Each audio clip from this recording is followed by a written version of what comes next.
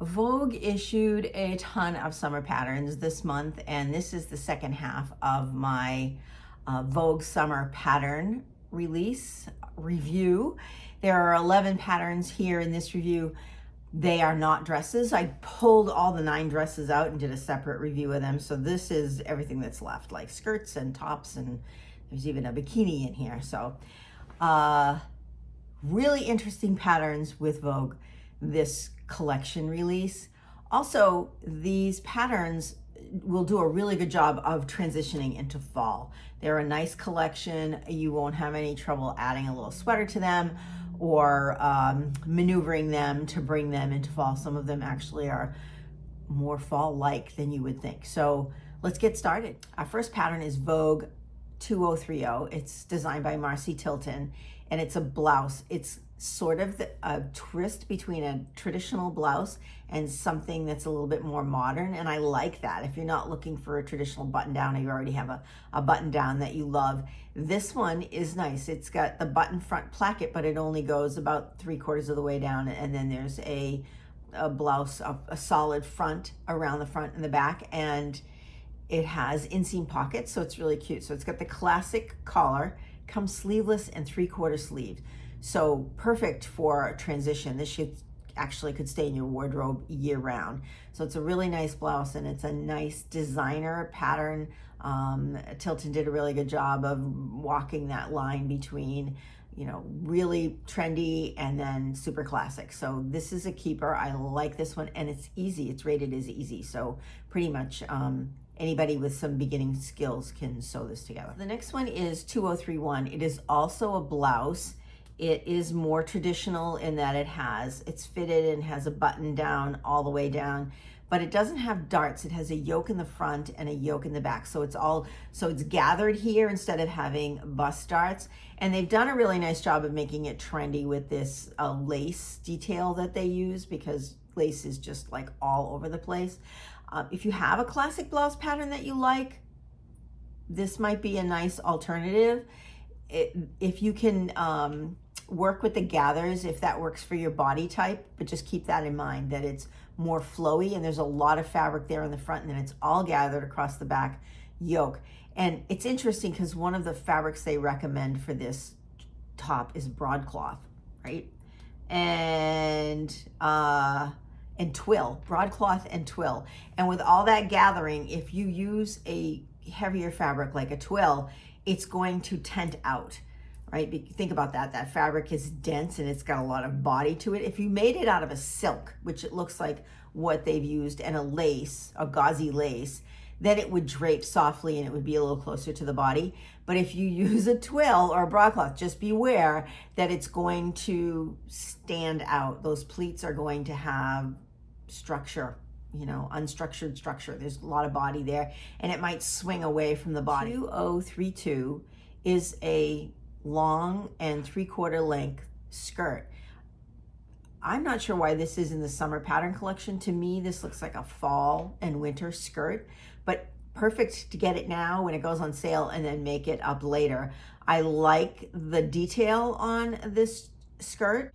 It has pockets, and it has a pin tuck detail that you would see on some trousers that would run where the press seam would be. The traditional old-fashioned way of pressing trousers, you would press a crease down the front and the back. So this skirt has pin tucks where that crease would be, so it gives it a very uptown business kind of feel, yet it's feminine and flirty with the slit going up the front. So I like it. I think it's a really interesting skirt. If you wear skirts and you have to go to the office, then this is a really nice pattern, and it's a little something different. It's sort of like a trouser, but it's a skirt. It's not sure what it wants to be. It's a little bit of both. So it's nice and interesting and different from probably what you have in your wardrobe.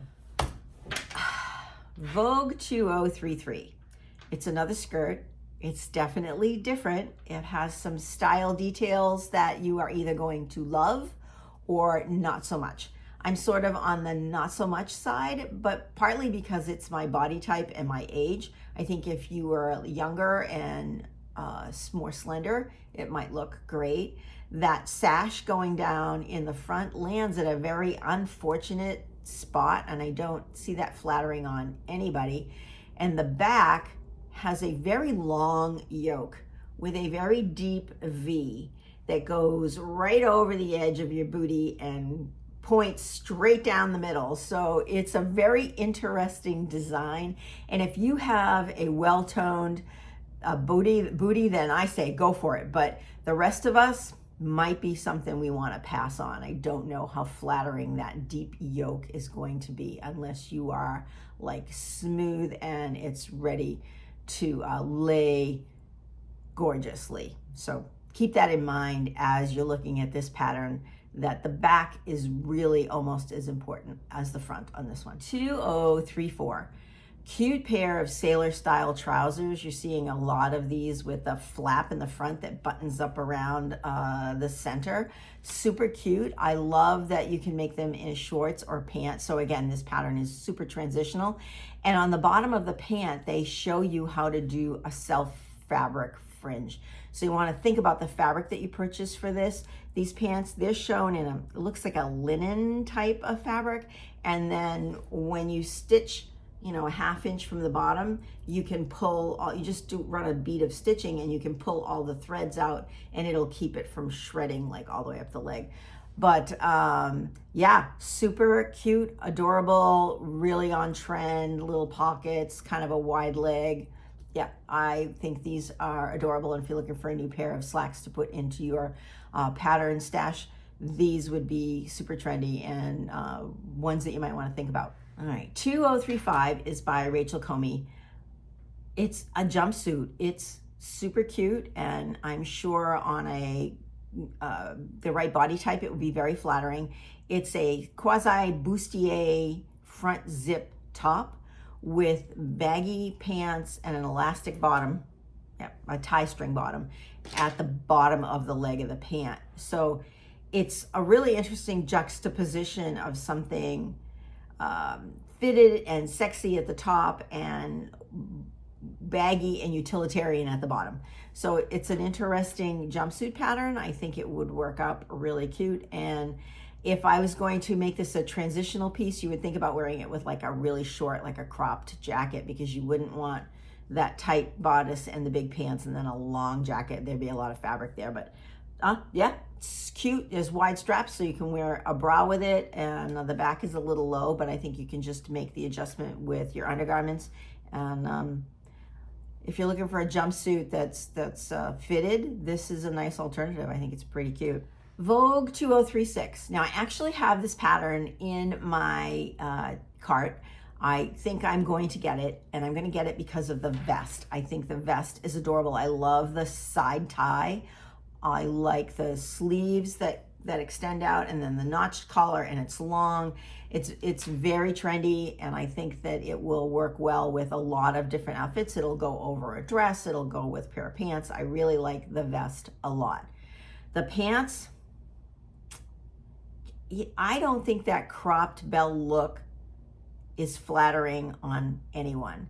If you're short, they hit you in the wrong spot. If you're tall, they look like if somebody else is short. I mean, they just look like you're wearing pants that have shrunk. I don't understand. I mean, I understand a capri with a narrow leg. I think that's very flattering. But to go 3/4 of the way below your knee or halfway between your knee and your ankle and then flare out, it just, in my mind, looks like they shrunk. Your pants shrunk. They're supposed to be full-length bell bottoms and they shrunk. So I won't be making the pants, but they are kind of a classic trouser. They have a fly front and a waistband. If you like that look, and that again is super trendy. So if you're gonna make these, you're probably gonna get 1 or 2 seasons out of them. I don't see this look being around for a really long time because a lot of people can't wear it, or if they can, they don't want to. So, but the vest is adorable. So I think the pattern is worth getting just for the vest itself.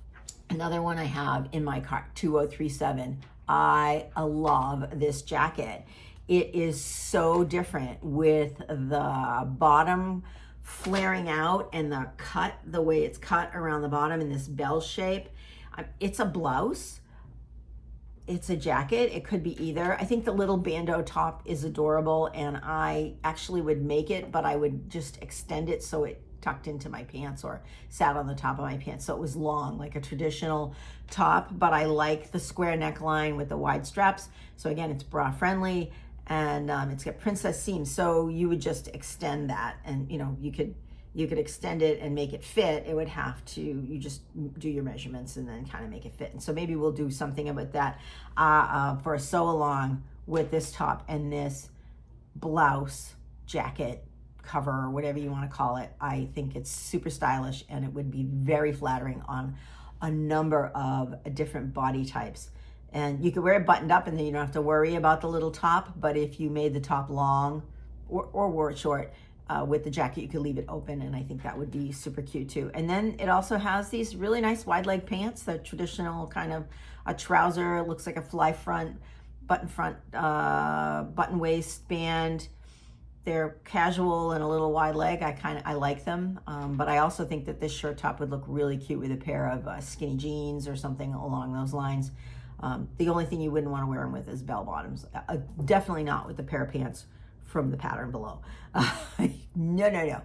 But cute, really, really, really cute. I like this. You'll see this one and the vest in some of my fall sews, because I think that these will transition really well into like late summer, pre-fall, early fall. I think that'll be the way to go with those. Yeah. 2038, I don't have a lot to say about this. It's adorable. It's a cute little bikini with a very flouncy little bathing suit wrap skirt. I think that it's super cute. It's rated as easy. Yeah, it's rated as easy for a skill level. So if you're trying to get into making bathing suits and you haven't made one before and you want to start, this is a good pattern to start with if you like a two-piece. I think that making bathing suits is a whole different way of sewing. So you want to start out with something that's easy to put together, because you're working with a fabric that you haven't worked before, and then you're working with like elastic, stretchy elastic, and a zigzag stitch, and they're fun to make if you're going to make a couple of them up, but start with something easy. And so this might be a really good pattern. Oh, Vogue 2039. I just find patterns like this kind of unfortunate. I'm all for unisex patterns. I think that something like scrubs is great. I make scrubs for my daughter if she needs them. It's a wonderful way to use a pattern over and over again. But I don't want to wear a man's shirt, and I don't think a guy wants to wear a woman's shirt. We're structured differently. Shoulders are broader, waists are shaped differently. So wearing a men's shirt means that I'm going to be wearing something that's probably got broad shoulders and is very straight. That doesn't do anything for me, even though the shirt is cute with the hidden button placket and the little Nero collar. It's not very flattering on her. And then the pants, are they fitted on her or are they fitted on him? And very different body types. I think that in this case, they would have to be, and I don't have the pattern, but I'm guessing it would have to be initially tailored for a man, because it's much easier to tailor something down. So when you take the pattern and you make it for a woman, it's going to be very boxy and not fitted at all. And you're going to have to do some tailoring work to make it look more flattering than something that's just a square shape. I don't see this as working for either sex. Yeah. Vogue 2041 is an adorable retro 1970s jumpsuit. Now, people have told me before, I've heard before, that if you wore it once, you shouldn't wear it again. So I wore these types of outfits in the 70s, and I don't plan on wearing them again. But it's very cute. It's super easy. It just has an elastic and an elastic and an elastic around the midriff. Looks like wide legs. You can make it as a short or a romper or a long jumpsuit. My one caveat with this pattern is that you don't know what you're getting. It's not made up. It's a line drawing. It's a rendition of what the designer thinks the pattern will look like. or the pattern drafter has given that information to an artist, and this is the artist's idea of how that's going to look. So for some reason they didn't make it up and thought it wasn't necessary to put an actual version on the pattern jacket cover, and that makes me a little nervous. I want to know why they didn't do that, and I want to know if they made it and it didn't come out quite right. That's, you know, in my mind, that's where I'm going with that. So be aware that if you buy this pattern and you make it up, it might not look like the drawing. So that wraps up the 11 additional patterns from Vogue's summer issue. The link below for the dress pattern will be here. I've already done that video, and there are some really interesting dresses in that one. I sort of titled it The Good, the Bad, and the Ugly, because let me tell you, there's a couple. But there are some good ones in there, and I'm sure you'll find something you like. Again, we love Vogue patterns. They add style and design and trendy features to their patterns, so it's worth it usually to buy a Vogue pattern and up your sewing game. And these are the kind of pieces that you want to keep in your wardrobe sometime for a really long time. And traditionally, Vogue patterns stand the test of time. You'll get multiple seasons out of one pattern. That you know, there'll be a few trendy pieces in there, but in general, they're things that will give you some longevity and stay classic for a while. So until next time, happy sewing. Bye.